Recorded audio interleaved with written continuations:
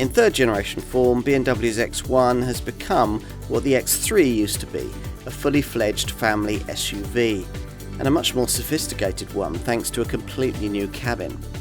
There's mild hybrid, plug-in hybrid and full electrification on offer, and a much more credible executive vibe.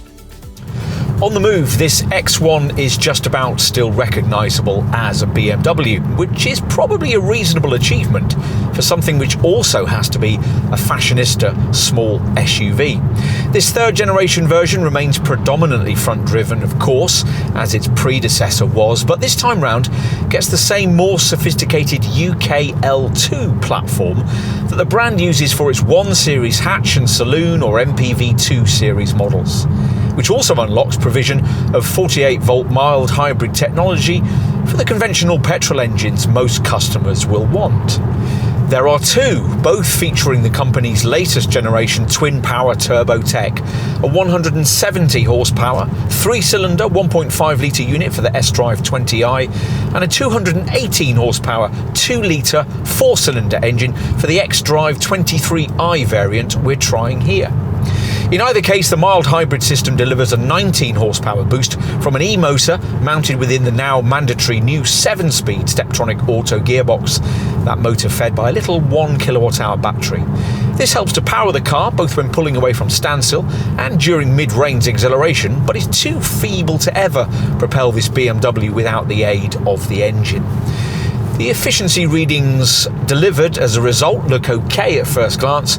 You're looking at up to 47.9 mpg on the combined cycle and up to 134 grams per kilometre of CO2 for the popular S-Drive 20i model, which is about 10% better than you get from a directly comparable Mercedes GLA 200.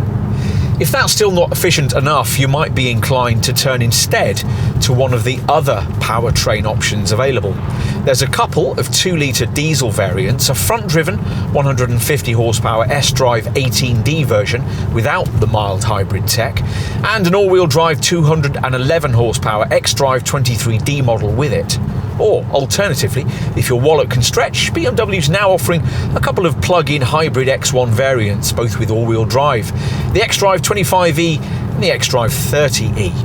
As with the PHE version of the previous generation model, they each use a powertrain based around the 1.5-litre 3-cylinder petrol engine we just mentioned, but in this 5th generation BMW eDrive form, it's mated to much gutsier electric motors powered by a 14.2 kilowatt-hour battery that's twice the size of the one fitted to the old X1 X-Drive 25e. That facilitates an EV driving range of up to 56 miles, and those motors deliver potent power outputs, 245 horsepower for the X-Drive 25e and 326 for the X-Drive 30e. To do even better, you've to opt for the all-electric iX1 model that BMW's added to this third generation range. From launch, the brand decided to offer this dedicated EV only in its top all-wheel drive X-Drive 30e form, in which guise the twin motor powertrain puts out 313 horsepower and can travel up to 272 miles between rapid charges of its beefy 64.7 kilowatt-hour battery. This third generation X1 completes the visual switch of this model line from crossover to fully fledged SUV. It's larger than its predecessor too. 53mm longer, 24 wider and 44mm taller. It's certainly enough to leave some potential X3 customers wondering whether they really need to find the extra for one of those. Get comfortable at the wheel and you'll find that it's all quite different if you happen to remember the previous model. The cabin now an expression of what BMW likes to call progressive premium ambience. Not only is that about impressive quality, but it feels rather refreshingly as if someone started completely from scratch with interior design here and tried to reimagine what the front of cabin experience offered up by a car of this kind ought to be. Key is the installation of the BMW curved display, a frameless glass panel angled slightly towards the driver, incorporating a 10.25-inch central screen seamlessly joined to a 10.7-inch instrument display. The other thing you'll instantly notice is the floating centre armrest with open storage beneath and a leading edge incorporating the primary drive buttons, a knurled volume roller and a neat tab-like minimalistic gear selector.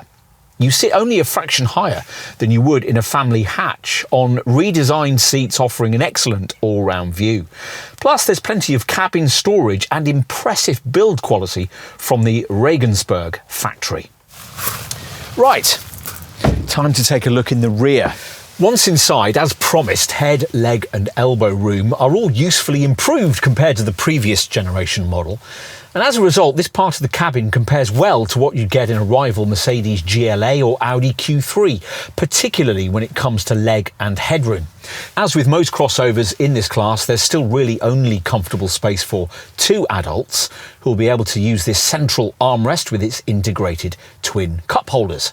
If you do need to take a third person, you'll find that this central transmission tunnel is set low enough not to get in the way too much. Okay, let's finish with a look at the boot, accessed via this standard powered tailgate, which, with the comfort access feature fitted, can be activated with a sweep of your foot beneath the bumper. Access with small items would be far easier if, instead of raising the rear hatch, you could simply lift the tailgate glass, as is possible with some versions of BMW's similarly sized 3 Series Touring. Annoyingly, BMW hasn't fitted that feature here. Still, despite the fact that this X1 is 209mm shorter than that 3 Series Touring estate, it still manages to offer up the same cargo capacity figure, 500 litres. You might be disappointed to find that figure actually 8 litres worse than was offered by the previous X1 design, but it's 120 litres more than you'd get in a 1 Series hatch, and it does get within 50 litres of the far pricier X3. And in summary, well, thanks to this redesign, we think the X1 will continue to number amongst the best-selling contenders of its kind. The brand might continue to prefer not to call this an SUV, but the truth is that amongst compact models, the X1 continues to epitomise the kind of car that term now defines in today's market. It delivers all the key elements needed from a modern, fashion-led compact family crossover, but also has an essential dose of that BMW want one factor that's done so much for the Munich maker's sales. You'll need to be convinced of that to choose one, but if you are, you'll find this Bavarian model difficult to ignore in this overcrowded sector. The X factor? You might well think this car has it.